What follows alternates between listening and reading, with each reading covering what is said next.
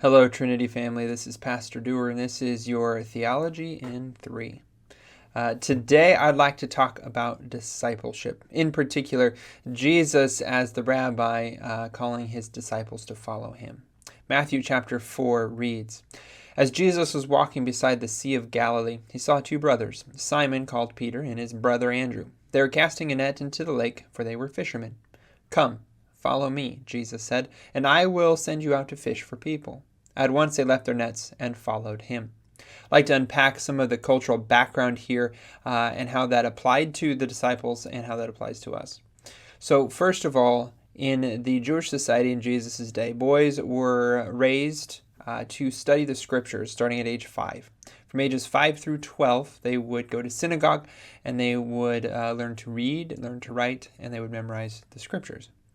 After the age of 12, they either had two paths to follow. One was to go and work in the family business, to do the family job, and to do that for the rest of your life, to learn that trade.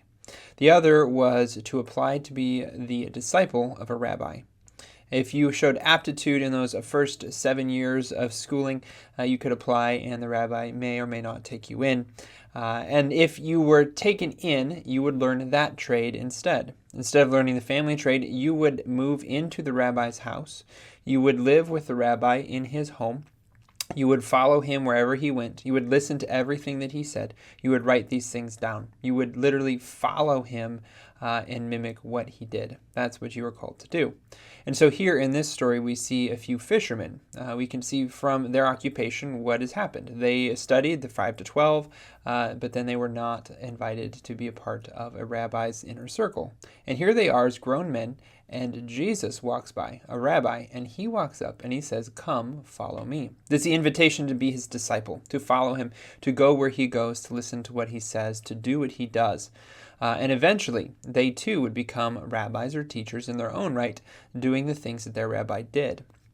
So in this way, Jesus is inviting these fishermen to leave their life that they had been preparing for and instead come and be a part of a better one. To follow him, to literally do what he does. And so when you and I are called to be disciples of Jesus, it's the same kind of conversation. You and I are invited to follow him, to do what Jesus does. And so that can be rather intimidating because you read the stories of Jesus and some of the things he does are pretty out there. But that's the invitation. To pray as he prays, to think as he thinks, to read Scripture as he reads Scripture.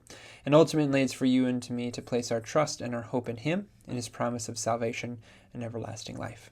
I pray that you have a blessed rest of your week as you seek to follow Jesus.